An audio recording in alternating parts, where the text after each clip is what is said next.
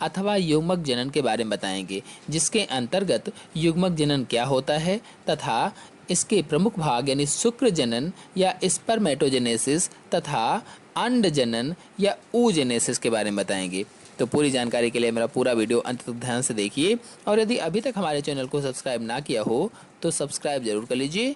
चलिए शुरू करते हैं। तो सबसे पहले आपको हम युग्मक जनन अथवा गैमेटोजेनेसिस के बारे में बता देते हैं कि ये क्या होता है।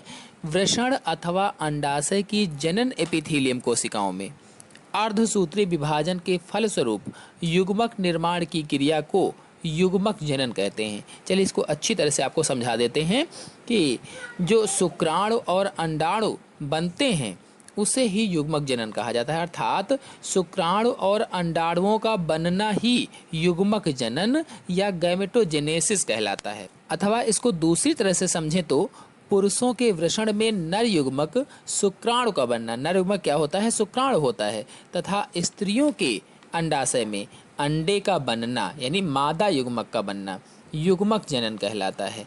तो जब नर युग्मक और मादा युग्मक का निर्माण होता है उसे ही युग्मक जनन कहा जाता है या गैमेटोजेनेसिस कहा जाता है। तो कुल मिलाकर के इसका अर्थ हुआ कि शुक्राणु और अंडाणुओं का बनना ही युग्मक जनन होता है या गैमेटोजेनेसिस होता है। उसी को यहाँ पर बताया गया था कि वृषण अथवा अंडाशय की जनन एपिथीलियम कोशिकाओं में, वृषण और अंडाशय के अंदर जनन एपिथीलियम का जो स्तर होता है उसकी जो कोशिकाएं होती हैं उसमें अर्धसूत्री विभाजन के फलस्वरूप युग्मक निर्माण की क्रिया को ही युग्मक जनन कहा, यानी युग्मक बनने की क्रिया को ही, युग्मक कौन से बनेंगे, नर और मादा अर्थात शुक्राणु और अंडाणु। तो नर में इस क्रिया को शुक्र जनन कहा जाता है तथा मादा में अंड जनन कहते हैं। यानी नर में ये जो क्रिया होती है उसे शुक्र जनन अथवा स्पर्मेटोजेनेसिस कहा जाता है तथा मादा में जो अंड जनन होता है उसे अंड जनन अथवा oogenesis कहा जाता है। तो अब आज के वीडियो में हम आपको शुक्र जनन के बारे में बताएंगे, अंड जनन के बारे में अगले वीडियो में आपको हम समझाएंगे। तो शुक्र जनन या स्पर्मेटोजेनेसिस के बारे में जान लेते हैं। नर के वृषण की जनन एपिथीलियम कोशिकाओं से शुक्राणुओं के निर्माण की क्रिया को शुक्र जनन या स्पर्मेटोजेनेसिस कहते हैं। इसको अच्छे से आपको बता देते हैं। नर अर्थात पुरुष में शुक्राणु बनने की क्रिया शुक्र जनन या स्पर्मेटोजेनेसिस कहलाती है, ये हुआ इसका अर्थ। और स्त्रियों में अंडे बनने की क्रिया क्या कहलाती थी, अंड जनन या oogenesis कहलाती थी। लेकिन यहाँ पर हम लोग शुक्र जनन पढ़ रहे हैं या स्पर्मेटोजेनेसिस पढ़ रहे हैं। तो नर अर्थात पुरुष में शुक्राणु बनने की क्रिया ही शुक्र जनन कहलाती है। तो शुक्र जनन या स्पर्मेटोजेनेसिस क्या होगी, नर के वृषण की जनन एपिथीलियम कोशिकाओं में, यानी नर के वृषण में जो जनन एपिथीलियम कोशिकाएं होती हैं उससे शुक्राणुओं के निर्माण की जो क्रिया होती है उसे ही शुक्र जनन कहा जाता है या स्पर्मेटोजेनेसिस कहा जाता है। इस क्रिया में मुख्य रूप से दो पद होते हैं। दो कौन कौन से, एक स्पर्मेटिड्स का निर्माण होना और दूसरा शुक्र कायांतरण होना। तो स्पर्मेटिड्स वाले में यानी पहले वाले में जनन एपिथीलियम की कोशिकाओं में विभाजन के फलस्वरूप स्पर्मेटिड्स का निर्माण होता है और दूसरे वाले में स्पर्मेटिड्स का शुक्राणुओं में रूपांतरण ही शुक्र कायांतरण कहलाता है। चलिए अब ये शुक्र जनन या स्पर्मेटोजेनेसिस के दोनों पदों को एक एक करके समझ लेते हैं। तो पहला है स्पर्मेटिड्स का निर्माण या फॉर्मेशन ऑफ द स्पर्मेटिड्स। जनन काल प्रारंभ होने से कुछ समय पूर्व ही स्पर्मेटिड्स के निर्माण की क्रिया प्रारंभ हो जाती है। यानी जब जनन काल प्रारंभ होता है उसके कुछ समय पहले ही स्पर्मेटिड्स के निर्माण की क्रिया प्रारंभ हो जाती है, यानी स्पर्मेटिड्स बनने लगते हैं। पूर्ण क्रिया को 3 प्रावस्थाओं में बांटा गया है। जो स्पर्मेटिड्स निर्माण की क्रिया है इसके निर्माण की क्रिया को 3 अवस्थाओं में बांटा गया है। पहली है गुणन प्रावस्था, दूसरी है वृद्धि प्रावस्था और तीसरी है परिपक्वन प्रावस्था। तो चलिए इनको एक एक करके आपको समझा देते हैं। तो पहली है गुणन प्रावस्था या मल्टीप्लिकेशन फेज।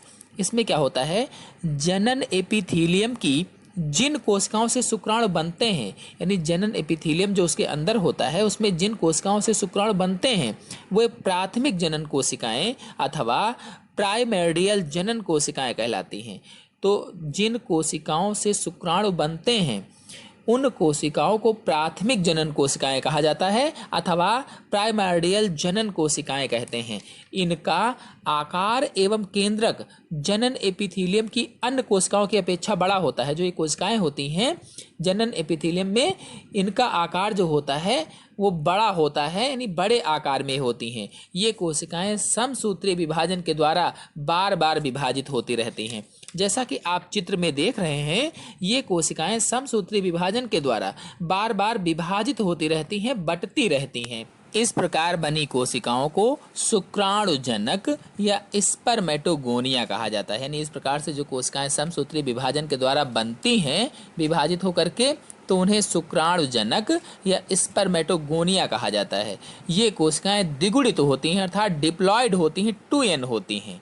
तो जो स्पर्मेटोगोनिया जिन्हें कहते हैं, जो कोशिकाएं बनती हैं शुक्राणुजनक जो होते हैं, ये कोशिकाएं द्विगुणित होती हैं या डिप्लॉयड होती हैं। ये हो गई पहली प्रावस्था, गुणन प्रावस्था। अब दूसरी है प्रावस्था वृद्धि प्रावस्था या ग्रोथ फेज। इस ग्रोथ फेज पर आते हैं, इसको बता देते हैं आपको। जैसा कि आप चित्र में देख रहे हैं, विभाजन के पश्चात शुक्राणुजनक या स्पर्मेटोगोनिया पोषक पदार्थ एकत्रित करके आकार में काफ़ी बड़े हो जाते हैं। यानी जब विभाजन हो चुका होता है, जब विभाजन हो गया होता है, तो जो शुक्राणुजनक होते हैं, जो स्पर्मेटोगोनिया होते हैं, ये पोषक पदार्थ एकत्रित कर लेते हैं और पोषक पदार्थ एकत्रित करके काफ़ी बड़े हो जाते हैं। अब ये शुक्राणु कोशिकाएं या प्राथमिक स्पर्मेटोसाइट्स कहलाते हैं। और जब ये काफ़ी बड़े हो जाते हैं, यानी विभाजन के बाद शुक्राणुजनक पोषक पदार्थ एकत्रित करके जब बड़े हो जाते हैं, तो उन्हें क्या कहते हैं, तो उन्हें शुक्राणु कोशिकाएं कहा जाता है या प्राथमिक स्पर्मेटोसाइट्स कहा जाता है या प्राइमरी स्पर्मेटोसाइट्स बोलते हैं। इनका केंद्रक भी अपेक्षाकृत काफ़ी बड़ा होता है और इनका जो केंद्रक होता है वो अपेक्षाकृत काफ़ी बड़ा होता है, पहले की तुलना में बड़ा होता है, जैसा कि आपको चित्र में दिख रहा है। ये हो गई वृद्धि प्रावस्था या ग्रोथ फेज। अब आते हैं तीसरे पर, परिपक्वन प्रावस्था या मैचुरेशन फेज पर। तो प्राथमिक स्पर्मेटोसाइट्स कोशिका में दो विभाजन होते हैं। यानी जो परिपक्वन प्रावस्था होती है, जो मैचुरेशन फेज होती है, इसमें दो विभाजन होते हैं। फर्स्ट मैचुरेशन डिवीजन अर्थात प्रथम परिपक्वन विभाजन और सेकंड मैचुरेशन डिवीजन अर्थात द्वितीय परिपक्वन विभाजन। तो दो भागों में परिपक्व अवस्था को या मैचुरेशन फेज को बांटा गया है। तो इसको प्रथम परिपक्वन विभाजन या फर्स्ट मैचुरेशन डिवीजन कहते हैं। मतलब ये कि प्राथमिक स्पर्मेटोसाइट्स कोशिका में होने वाला प्रथम विभाजन जो होता है अर्धसूत्री होता है और इसी अर्धसूत्री विभाजन को प्रथम परिपक्वन विभाजन या फर्स्ट मैचुरेशन डिवीजन कहा जाता है। इसके फलस्वरूप बनी दोनों कोशिकाओं को द्वितीय स्पर्मेटोसाइट्स, और इसके बाद जो दोनों कोशिकाएं बनी हुई हैं, इन दोनों कोशिकाओं को शुक्राणु कोशिकाएं कहा जाता है या सेकेंडरी स्पर्मेटोसाइट्स बोला जाता है या द्वितीय स्पर्मेटोसाइट्स बोलते हैं। फिर अब है द्वितीय परिपक्वन विभाजन या सेकंड मैचुरेशन डिवीजन। इसमें क्या होता है, कुछ समय पश्चात प्रत्येक द्वितीयक शुक्राणु में दूसरा परिपक्वन विभाजन या सेकंड मैचुरेशन डिवीजन होता है। इस प्रकार इन दो परिपक्वन विभाजन के बाद यानी फलस्वरूप प्रत्येक प्राथमिक शुक्राणु कोशिका से 4 कोशिकाएं बनती हैं, जैसा कि आप चित्र में देख रहे हैं। यानी प्राइमरी स्पर्मेटोसाइट्स से क्या बनता है, 4 कोशिकाएं बनती हैं। ये शुक्राणु पूर्व या स्पर्मेटिड्स कहलाती हैं। जो 4 कोशिकाएं बनती हैं, इन्हें शुक्राणु पूर्व या स्पर्मेटिड्स बोला जाता है। प्रत्येक स्पर्मेटिड में गुणसूत्रों का केवल एक ही सेट होता है। जो प्रत्येक स्पर्मेटिड्स होता है, इनमें गुणसूत्र का केवल एक सेट होता है अर्थात n होता है। स्पर्मेटिड्स के कायांतरण से शुक्राणु बनते हैं। अब जब इनका कायांतरण होता है, काया का अंतरण होता है अर्थात अपना रूप बदल लेते हैं, तब शुक्राणुओं का निर्माण हो जाता है। तो इस प्रकार से शुक्रजनन हो जाता है। अब शुक्राणु का निर्माण कैसे होता है आपको बता दें। इस क्रिया के अंतर्गत अचल एवं गोल स्पर्मेटिड एक चल धागेनुमा शुक्राणु में बदल जाते हैं या धागेनुमा शुक्राणु में परिवर्तित हो जाते हैं। इसका कोशिका द्रव्य विलुप्त हो जाता है। तो अचल एवं गोल स्पर्मेटिड्स जो थे, तो ये क्या होते हैं, चल धागेनुमा शुक्राणु में बदल जाते हैं। यानी पहले ऐसे ही थे, स्थिर थे, चल नहीं रहे थे। अब क्या होते हैं कि जो पहले गोल थे, अब चल और धागेनुमा शुक्राणु में बदल जाते हैं। इसका कोशिका द्रव्य क्या होता है, विलुप्त हो जाता है। सेंट्रियोल से फ्लैजिलम का विकास हो जाता है और इसके सेंट्रियोल से फ्लैजिलम का विकास होता है। माइटोकॉन्ड्रिया इसके अच्छी तंतु के चारों ओर एक सर्पिलाकार आवरण बनाते हैं। इसके नेक में माइटोकॉन्ड्रिया एक सर्पिलाकार आवरण बना लेते हैं तथा गाल्जी काय एक्रोसोम में रूपांतरित हो जाता है। और जो गाल्जी काय होता है वो आगे का भाग बना लेता है अर्थात एक्रोसोम बना लेता है। केंद्रक गोल के बजाय कुछ लंबा एवं अंडाकार हो जाता है और इसका केंद्र कैसा होता है, गोल के बजाय लंबा हो जाता है, अंडाकार हो जाता है।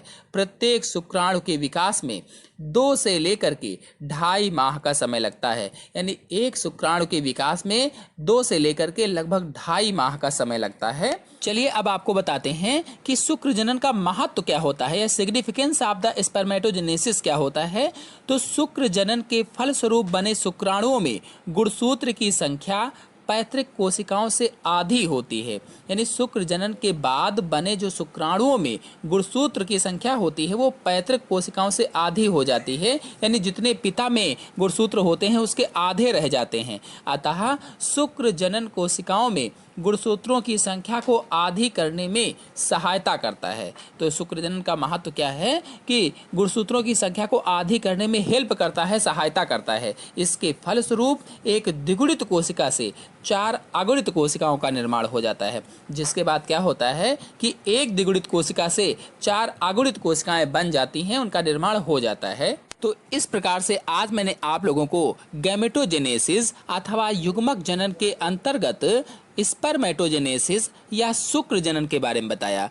अगले वीडियो में आपको oogenesis या अंड जनन के बारे में बताएंगे। तो उस वीडियो की जानकारी के लिए आप मेरे चैनल को सब्सक्राइब कर लीजिए और साथ में वीडियो को लाइक और शेयर भी जरूर करिएगा तथा बेल आइकन को भी प्रेस कर लीजिए ताकि आने वाले अगले वीडियो की नोटिफिकेशन भी, उसकी जानकारी भी आपको सबसे पहले प्राप्त हो जाए। धन्यवाद।